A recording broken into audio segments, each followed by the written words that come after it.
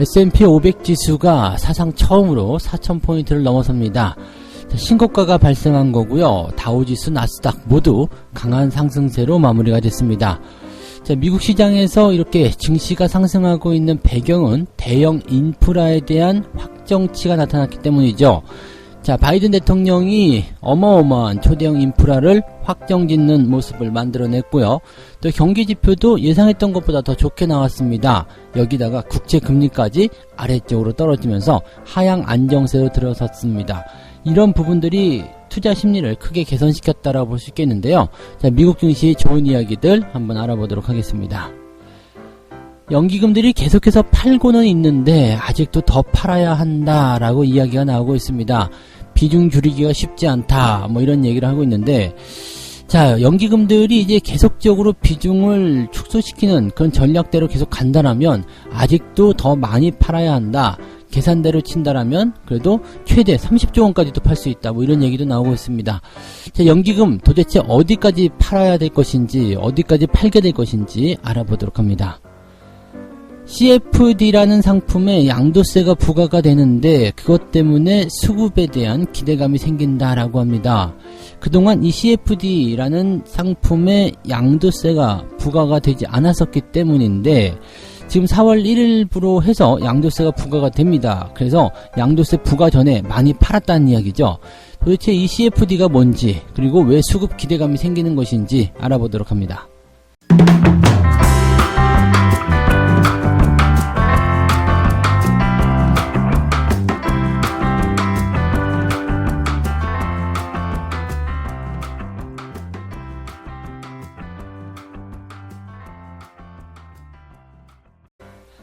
네, 반갑습니다. 오늘은 4월 2일 금요일입니다. 오늘 또 주말장이 시작이 됐습니다.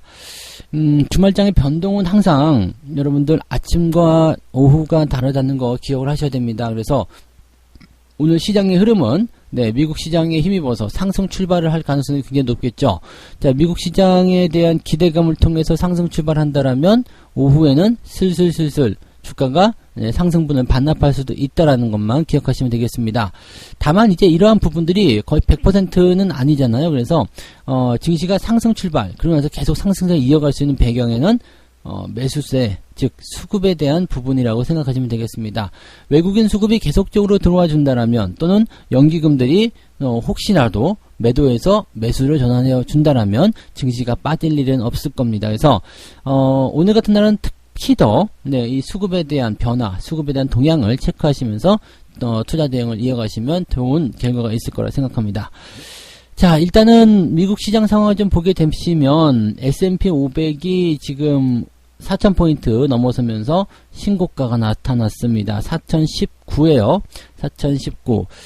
지금까지 본 적이 없다. 이렇게 얘기가 나오고 있고요. 3,000에서 4,000까지 올라서는데 한 400일 정도 조금 더 걸렸다는 얘기가 있습니다. 그래서 굉장히 짧은 기간 내에 강하게 올랐다라는 얘기가 나오고 있습니다. 짧은 기간에 빠르게 올라갔다는 것은 그만큼 가파르다는 이야기인데, 이것은 또 다른 의미에서는 부담감을 느껴야 되는 상황이라고 볼 수도 있겠죠. 그래서 그런 내용들이 있긴 있는데, 워낙 시장 분위기가 좋게 마무리가 되다 보니까 그런 건 모르겠어, 일단 올라갈래, 이렇게 얘기가 나오는 것 같아요.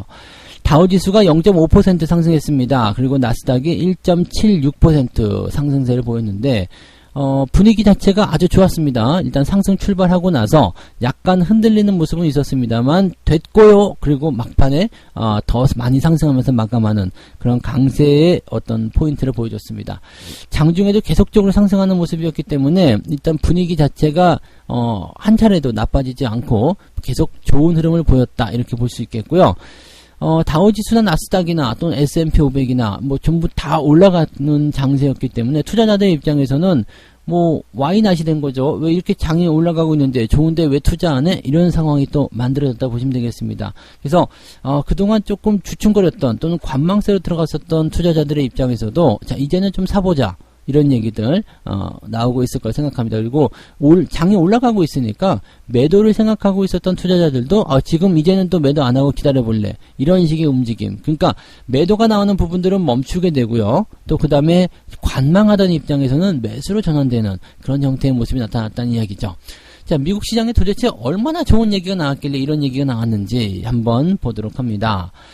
자, 일단은 초대형 인프라입니다. 바이든 대통령이 일단 그 초대형 인프라에 대한 발표를 확정을 지어서 이야기를 해줍니다. 그러다 보니까 4월 달에 기대감이 굉장히 커졌다라고 볼 수가 있겠죠.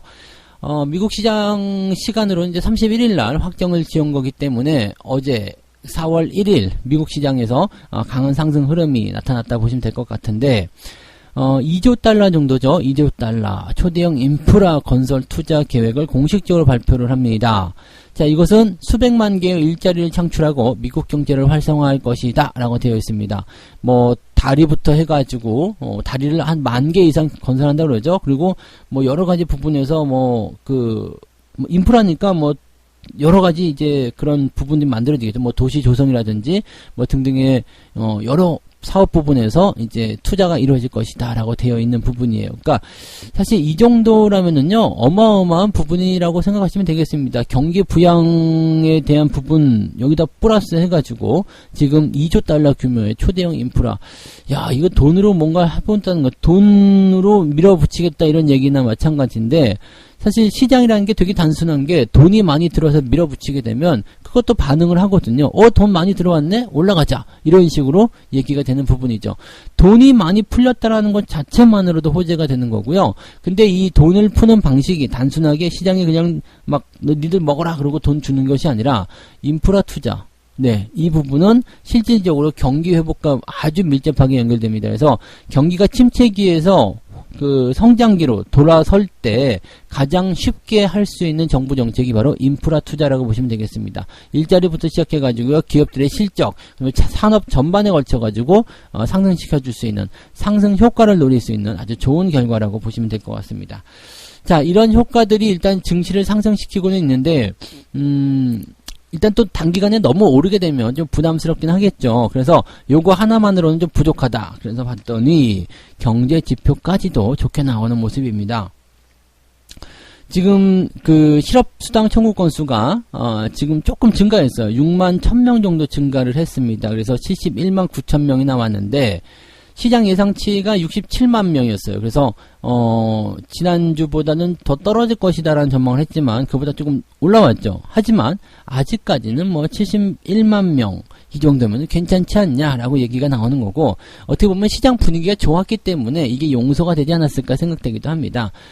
왜 또다시 늘어났어? 이렇게 걱정할 볼만도 하거든요. 근데 그럼에도 불구하고 라는 이야기가 나오기 때문에 실망하지 않았다. 투자자들이 이 정도는 괜찮다라고 해석했을 것이라고 기사가 나오고 있는 상황이죠.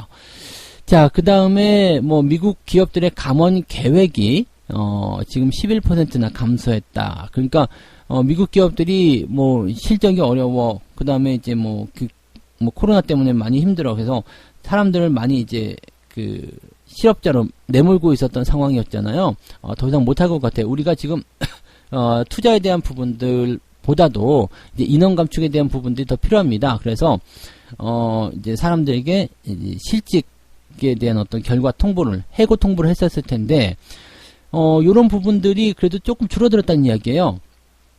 그러니까 그냥 힘들어도 우리 다 같이 갑시다 라고 진행되는 그런 기업들이 많아졌다는 이야기죠. 그러다 보니까 실업자 수가 훅 줄어드는 그런 모습이 좀 나타나고 있다라고 되어 있는 거고요. 인원을 감축하겠다라고 얘기하는 기업들이 그만큼 많이 줄어들었다는 이야기가 되겠습니다. 이것도 뭐 좋은 소식이겠죠. 자, 그 다음에 제조업 구매 관리자 지수가 60.8에서 64.7. 경기 지표는 계속 뛰고 있습니다. 그래서 3월달 제조업 구매관리자 지수 같은 경우가 이렇게 상승세를 보이고 있다는 것, 또 64.7이 나왔던 것은요, 1983년입니다. 그때 이후로 처음 이렇게 높은 수치를 기록했다라고 되어 있습니다. 어마어마한 내용입니다. 그래서 이게 83년도면 몇 년 전입니까? 이게 거의 한 40년 전쯤 되는 것 같은데, 그 근래에 대비해서 가장 높은 이 제조업의 어떤 호황세를 보이고 있다. 이렇게 볼 수도 있는 내용이거든요. 그러니까 사실 이런 내용들 같은 경우는 기가 막힌 모습인 거죠. 그래서 경기의 어떤 침체 국면에서 완벽하게 벗어났다 라고 볼 수도 있는 것 같은데, 수치상으로 보여지는 부분들은 아직 코로나에 대한 내용들이 다 회복되지 않았는데 이 정도까지 올라갔어? 라고 생각할 수가 있을 것 같아요. 그래서 경기가 좋은 건 좋은 건데 지금 현재 실물 경제하고 조금 동떨어진 거 아니냐, 또 너무 수치상으로 너무 높게 나오게 되는 거 아니냐, 이런 식의 모양새, 또 경기 회복 속도가 너무 빠른 거 아니냐, 네, 지표상으로 보여지기에는 경기 회복 속도가 너무 빠른 건 아니냐. 그렇게 되면 사실 뭐 인플레이션, 그 다음에 뭐 금리 인상 이런 것들이 같이 따라올 수밖에 없거든요. 그래서 여기에 대한 부담감도 살짝은 가지고 있다라고 보시면 되겠습니다. 근데 다행히도 국채금리는 1.7에서 1.68까지 떨어졌던가요? 그래서 1.6%대로 다시 떨어져 내려가는 모습이라서 국채금리에 대한 불안감도 많이 안정된 상태입니다. 지금 미국 시장 자체만 놓고 보면요, 악재 요인들은 굉장히 줄어들었다라고 볼 수가 있을 것 같아요. 그래서 시장에 퍼져 있는 전반적인 분위기 다시 좋아지고 있는 모습이다라고 볼 수 있겠고, 이런 상황이 된다면 외국인들 매수가 국내 증시로 들어올 수 있는 가능성도 있지 않겠는가 생각되고, 그렇게 된다면 대형주들 위주로 진행될 수 있다.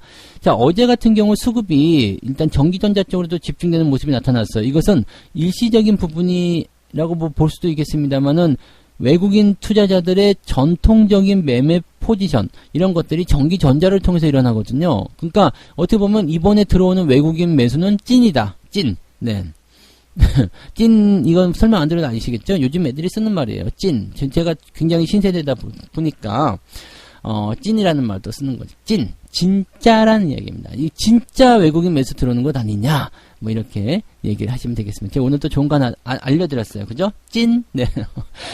자, 그래서 이번에 수급은 조금 기대해봐도 되겠다, 뭐 이렇게 생각하시는 상황도 벌어질 수 있겠다고 보시면 되겠습니다. 자, 두 번째 이야기 찐으로 한번 넘어가겠습니다. 두 번째 이야기는요, 연기금 국내 주식 비중 줄이기가 쉽지가 않네. 뭐 언제는 뭐 쉬웠냐 니들이, 그죠? 근데 연기금의 이런 상황들 보게 되면 더 팔 것 같다라고 얘기가 나오고 있습니다. 그래서 지금 1월달에 8조 원이 넘게 팔았는데 주가가 오히려 또 올라가니까 0.1%밖에 줄어드는 효과가 나타나지 않았다. 이거 지금 얘네들이 그래서 이거를 좀 조절을 해야 되는 이유가 뭐냐면, 증시가 올라가는데 열심히 팔 거 아니에요. 그런데 증시가 올라가 버리면은 그 효과가 상쇄가 돼 버립니다.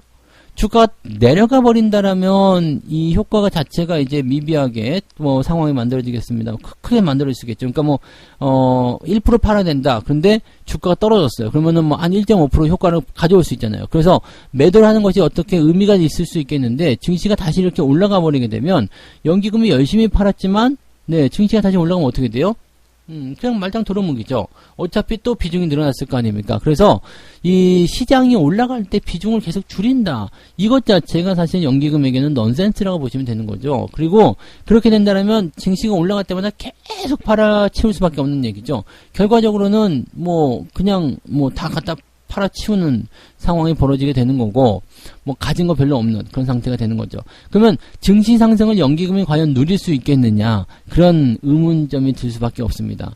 증시가 올라갈 때마다 계속 팔았는데 뭔 증시 상승에서의 어떤 그런 수혜를 누릴 수 있겠냐, 이렇게 말이 나올 수 있는 거거든요. 그래서 지금 현재 시점에서는요, 일단 연기금의 그런 주식 매도가 어떻게 계속될 것이냐, 그 다음에 이번에 그 기금 운용회의인가요? 그걸 통해가지고, 뭐 이제 전술적으로라도 좀 늘리자, 비중을 좀 늘리자라고, 이제 회의 안건을 가지고 들어갔는데, 그것도 부결이 됐죠. 그래서 뭐 결정이 나지 않은 상태였기 때문에, 이번 달에 또다시, 네, 거기에 대한 이야기를 하겠습니다만, 증시가 떨어지지 않는 이상은 연기금이 계속 매도할 수밖에 없다. 그러면 연기금 타겟팅이 된 종목들은 계속해서 주가가 떨어질 수밖에 없다. 이렇게 얘기가 될 수 있겠죠. 떨어지지 않더라도 올라가기 어렵다라고 얘기를 드릴 수밖에 없습니다. 그러니까 연기금들도 이제 팔 만큼 많이 팔았다라고 뭐 평가를 받을 수 있겠습니다만, 비중은 계속 올라가 있기 때문에 자기들이 이야기하는 그런 법률이죠. 네, 그 규칙 안에서 대응을 하려면 매도가 계속 나올 수밖에 없다라고 볼 수가 있는 거죠. 자, 그래서 지금 현재 시점에서는 지금 코스피 지수가 다시 3100으로 올라갔기 때문에 연기금의 매도는 계속 나올 수밖에 없다라고 생각할 수 있는 내용이 좀 될 것 같아요. 그렇다면 지금과 같은 상태가 됐을 경우에는 외국인의 매수가 들어오더라도 연기금의 매도가 지속될 수밖에 없다. 그러면 우리가 수급을 어떻게 판단해야 되냐면 외국인이 진짜 찐으로 매수가 들어와서 뭔가 주가를 끌어올리는 상황이 된다고 하더라도 연기금 매도가 나타나기 때문에 거기에 대한 부담감은 어느 정도 가질 수밖에 없겠다. 그리고 외국인들이 지금처럼 전기, 전자에만 집중되고 다른 쪽은 그냥 나몰라라 한다라면 특정 업종군, 특정 종목군만 주가가 상승할 가능성이 높습니다. 그러면 만약에 외국인들의 매수가 계속 유입되는 모습이 확인된다라면 근데 연기금은 계속해서 팔 수밖에 없다라면 우리는 철저하게 연기금을 배제하고 외국인 매수가 유입되는 쪽으로만 관심을 가지셔야 된다는 이야기입니다. 그렇게 된다라면 삼성전자, 하이닉스를 비롯한 전기전자 업종군들이 다시 상승할 수 있는 가능성은 열리겠지만 시총 상위권 종목들이 모두 다 오르지 못할 것이다. 연기금이 팔고 있는 상태에서 얘네들은 배제를 시켜야 된다라고 결론을 내릴 수가 있는 거죠. 자, 연기금이 이번에 기금운용회의를 열어가지고 이것에서 이제 뭔가 조금 완화시켜서 우리도 그냥 더 팔지 않고 그냥 관망하거나 아니면 좀 더 살게요 라고 얘기를 해준다라면 이제 시장 자체가 좀 얘기가 달라질 수 있어요. 그럼 그때가 되면 이제 연기금 매수도 좀 들어오게 되고 또 연기금에게서 피해를 보고 있었던 이전 시총 상위권 대형주들의 어떤 주가 반등도 본격적으로 나타날 수가 있겠죠. 근데 그 전까지는 계속적으로 경계를 하셔야 된다는 거 잊으시면 안 될 겁니다. 또 다음 달부터는 공매도도 있기 때문에요. 이 대형주 위주의 어떤 포지션들은 이번 달 내에 계속적인 어떤 포지션 정리? 그런 것들이 일어날 수도 있어요. 왜냐면 많이 오른 상태에서 안 팔고 있었는데 공매도를 맞이했다. 이것도 상당한 문제가 될 수 있거든요. 물론 공매도가 나오는 시점에서 때리기 시작해가지고 주가를 더 끄집어 내릴 수도 있겠습니다만 그래도 어느 정도 비중은 맞춰놔야 될 것이다라는 그런 생각들을 계속 하고 있을 거란 그런 이야기죠. 그래서 다음 달 시작되는 대형주 위주의 공매도와 그 다음에 이런 주가가 많이 올라간 부분에서 차익 실현 그리고 외국에서 해외에서 들어오는 그런 어떤 경기 호전에 대한 기대감 또 외국인 수급 아주 복잡한 문제들 많이 얽혀 있다는 거 생각하시고 지금 그렇다고 해서 뭐 풀지 못할 건 아니잖아요. 그러니까 수급에 대한 부분들 계속적으로 체크하셔야 된다는 거. 지금은 약간 힘들더라도 수급을 계속 체크하면서 어떤 건 배제해야 되고 어떤 거는 끌고 가야 되는지 거기에 대한 복합적인 전략을 좀 세워주신 게 좋지 않을까라고 생각이 됩니다. 그래서 그 부분들 꼭 참고해 주시면 좋을 것 같습니다. 자, 세 번째로 한번 가볼까요? CFD에 양도소득세를 부과하기 때문에 수급이 풀릴 것이다. 이게 무슨 그게 뭔 소리인데 이렇게 나오실 것 같아요. CFD 처음 들어보는 것일 수도 있습니다. 이건 일종의 파생 상품이고요. 개인 투자자들은 거의 못해요. 개인 못하기 때문에 이런 상품을 진행하는 사람들이 별로 없어서 처음 듣는 생소한 상품일 수도 있습니다. 근데 이제 전문 투자자들이라고 하는 사람들이 이제 이 CFD라는 상품을 하게 되는 거고, 특히 이제 외국인들 쪽에서 이용을 좀 많이 합니다. 자, 이게 어떤 상품이냐면 차익거래인데 그 주식을 실제로 많이 보유하지 않더라도 거기 주식이 올라가고 내려가는 것에 대한 부분에 차익을 챙길 수 있는 그런 상황이라고 보시면 되겠습니다. 그래서 일종의 레버리지 개념이라고 보시면 되겠는데, 실질적으로는 내가 사는 게 아니고 증권사가 대신 사줘요. 네, 증권사가 대신 사주기 때문에 양도소득세가 그동안은 없었어요. 네. 그래서 돈이 좀 많은 사람들 또는 외국인들 이런 사람들이 뭘 했냐면 이 CFD라는 상품을 통해 가지고 레버리지 효과를 이용하는 거죠. 즉 주식을 만약에 내가 한 10억 원? 네, 10억 원 정도 내가 주식 갖고 있으면 이제 거기에 대한 양도소득세를 내야 되잖아요. 그러니까 이제는 법이 바뀌어가지고 이제 양도소득세를 내야 된다 이렇게 상황이 만들어질 수 있지만, 이 CFD라는 상품을 이용하게 되면 증거금이 한 10% 정도까지 떨어지는 것 같아요. 그래서 최소 한 10% 정도. 그러면 내가 10억 원이 아니라 1억 원만 가지고도 10억 원의 주식을 가진 효과를 가질 수 있다. 근데 여기다가 양도소득세까지 내지 않아. 이게 얼마나 꿀입니까? 그러니까 이쪽으로 많이 상품을 가지고 들어오는 그런 고액자산가나 이제 전문 투자자들, 외국인들 이런 사람들이 이제 이쪽 상품을 많이 이용했었다라는 이야기죠. 근데 이렇게 되면은 이게 어떤 내용이 있냐면 외국인의 수급으로 잡히게 된다 이런 얘기가 있습니다. 이게 이제 외국인의 물량으로 잡힌다 이런 얘기가 나오는 건데, 그러니까 CFD를 통해 가지고 진행을 하게 되면 이제 증권사로 이제 거래가 들어가게 되고요. 그 다음에 이 증권사에서 사게 되는데 이것이 이제 외국계 증권사를 통해서 네, 유입이 된다.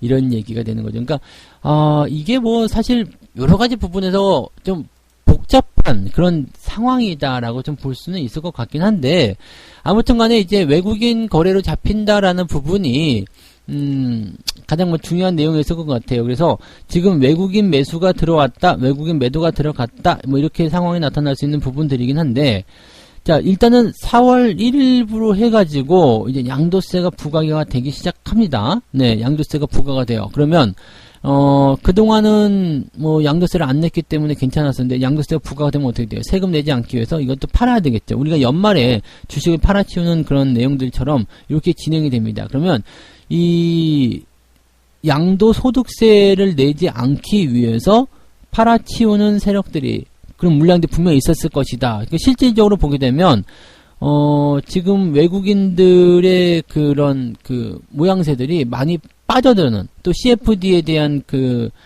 뭐라 그럴까 그 총액 자체가 좀 줄어드는 그 형태가 좀 만들어졌다라고 확인이 되고 있습니다. 그렇다면 이것은 어떤 의미가 있느냐? 외국인들이 팔아치운, 즉 1분기에 열심히 매도를 한 이유가 바로 이 CFD 때문이다 라고까지 이야기를 해볼 수 있는 상황이 되는 거죠. 지금 보면은 그 지난해 2월에 1조 원대였던 증권사의 월별 CFD 잔액이 12월에는 4조 7천억까지 높아졌다가 2월달에 다시 4조 원대로 줄어들었다.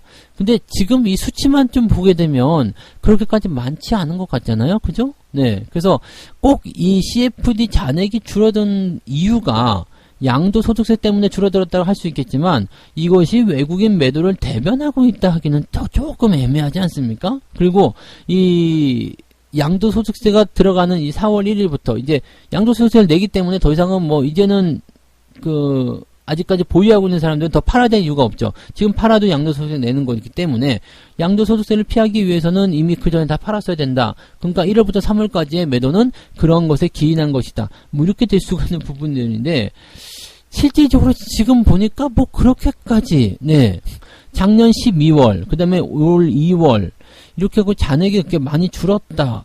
이렇게까지 평가가 될 수 없는 걸 봐서는 이게 그렇게 네 영향을 많이 줬을까라는 생각을 좀 해볼 수 있을 것 같고요. 이 CFD까지 네 끌고 와서 외국인의 어떤 수급 영향을 뭐 이렇게 설명하거나 또 이제 이 부분들이 해소가 됐기 때문에 외국인들이 매수가 다시 들어올 것이다. 이렇게까지 얘기하기는 조금 빈약한 내용이 아니겠느냐라고 생각됩니다. 근데 이 CFD 수급에 따라서 이제 뭐 매도가 있다거나 매수가 있다거나 그런 쪽으로 간다라면 이제 뭐 SK 또는 화성인더, CJ ENM, LG생활건강, 페노션, 원익 IPS 뭐 이렇게 해가지고 얘네들이 이제 매도 규모가 컸기 때문에 이런 종목군들이 이제 수급의 개선이 일어나게 될 것이다. 주가가 올라갈 것이다. 뭐 이렇게 얘기를 하고 있기는 합니다. 그래서 이렇게 종목별로 이렇게 접근을 해서 이렇게 본다라면 타겟팅이 될 수 있는 종목들은 분명히 있을 수 있겠죠. 그러니까 그런 쪽으로 연결고리를 좀 잡아간다. 이렇게 판단을 좀 해볼 수는 있겠습니다만 시장 전체적인 부분에서의 뭐 외국인 매수나 매도 이런 것들을 CFD 때문에 뭐 늘었다 줄었다 하기는 어렵지 않겠는가. 그렇게 생각하기는 좀 어렵지 않나라고 볼 수는 있을 것 같습니다. 그래서 CFD는 그냥 쉽게 생각하시면 이게 법이 조금 바뀌었어요. 그래가지고 그 전문 투자자라고 하면은 이제 연소득이 1억 원 이상 그 다음에 자산이 순자산 5억 원 이상 이렇게 주택 제외하고요. 네, 순자산이 5억 원 이상 이런 사람들이 이제 전문 투자자로 인정을 하거든요. 근데 이런 사람들만 투자를 할 수가 있습니다. 그러니까 일반적인 사람들은 투자를 못하게 되어 있기 때문에 이 진입장벽이 굉장히 좀 높은 쪽에 속한다고 보시면 되겠어요. 그래서 뭐 과거에 비해서는 굉장히 커졌다라고 하지만 그래도 네, 진입장벽은 굉장히 높은 상품이기 때문에 그다지 이용하는 사람들 많지 않고요. 굳이 그렇게까지 해야 되나라는 생각들도 하고 있죠. 근데 양도소득세도 다 똑같이 매기기 때문에 굳이 뭐 레버리지를 사용하시는 분들이 좀 활용하실 필요는 있을 것 같긴 한데 과거에는 이제 이 레버리지가 그 양도소득세를 피하기 위한 하나의 어떤 방법으로 사용했는데 이것도 양도소득세 낸다 그러면 굳이 뭐 이거 가지고 대응할 필요는 없겠죠. 그래서 여기까지는 우리가 굳이 알 필요는 없을 것 같고요. 이 CFD라는 이 상품을 통해서 외국인 수급이 잡히고 안 잡히고 뭐 이런 부분들이 있었는데 요게 영향을 많이 줬을 것이다 라고 지금 기사가 나오고 있지만 실질적으로 그렇게 큰 영향은 없을 것이다. 연초 자금 유출의 배경에는 CFD가 있다라고 하지만 그렇게까지 하는 것은 너무 비약적이다 라고만 생각하시면 좋을 것 같습니다. 자, 그래서 오늘 세 가지 이야기 전달을 해드렸습니다. S&P 500이 신고가 나옵니다. 뉴욕 지수 다 올랐어요. 그래서 대형 인프라에 대한 기대감, 경기지표 호전에 대한 기대감, 국채금리 안정, 좋은 소식만 있다 말씀드릴 수 있겠고요. 자, 그 다음에 연기금 아직도 더 팔아야 한다. 지들이 법을 바뀌지 않는 이상은 계속 팔 거예요. 그래서 이 연기금 수급에 따른 그런 전략적인 부분들을 잘 하시고 거기에 맞는 대응을 하셨으면 좋겠다라고 말씀드릴 수 있겠습니다. 자, 그 다음에 CFD라는 이 상품에 양도소득세가 부과가 된다. 그래서 이 양도소득세를 막기 전에 외국인들이 열심히 팔았지만 이제부터는 그럴 필요가 없기 때문에 안 판다. 이런 얘기를 해드렸는데 이것이 시장에 대한 그런 수급 방향을 결정하지는 않을 것이다 라는 것이 저의 생각입니다. 라고 해서 여러분들에게 말씀을 드렸습니다. 그런 부분 참고하시면 좋겠습니다. 네. 자, 책 한 꼭지 읽고 마무리하도록 하겠습니다. 나는 값이 비싸지만 그 가치를 생각하면 비싼 것도 아니면서 성장 속도가 빠른 주식들을 찾으려고 노력했다. 왜냐하면 그런 주식이 시장이 좋아질 때 가장 먼저 상승할 주식이기 때문이다. 값이 비싸 보이지만 비싸다고 생각되지도 않는 것. 뭔 소리야 이게? 그러니까 뭐냐면요. 지금 가격대가 한 2만원쯤 와 있는 것 같아. 근데 실질적으로 이 종목이 많이 올라가는 그런 상황이 벌어진다면 2만원이 아니라 한 20만원까지 갈 것 같은 주식이에요. 그러면 2만원이 나는 비싸다고 생각되는 가격이라고 할 수 있겠지만 그래도 기꺼이 사야 한다는 얘기죠. 왜냐하면 지속적으로 성장세가 만들어지고 또 계속 올라갈 주식은 바로 그런 주식이기 때문이죠. 언제요? 시장이 좋아지면. 그래서 시장이 안 좋을 때는 그런 종목들도 같이 밑으로 떨어져 있기 때문에 이 진흙 속의 진주라고 그러죠. 흙 속의 진주. 그러니까 전부 다 내려갔기 때문에 뭔지 잘 모르겠지만 그렇게 그 자기 가치보다 상당히 저평가가 되어 있고 또 성장 속도 역시도 빠른 기업들, 그런 기업들은 이제 찝어내는 거. 그것이 하락장, 조정장, 횡보장에서 해야 될 일이고 그때 사놓으면 상당히 좋은 결과를 만들어낸다라고 우리가 생각하시면 되는 겁니다.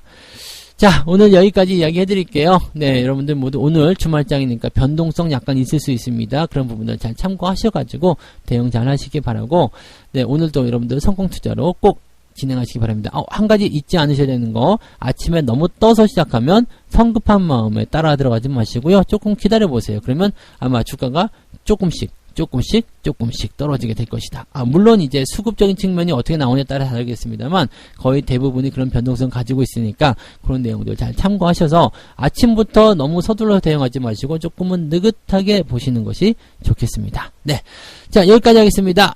저는 장중시황에서 다시 올게요. 고맙습니다.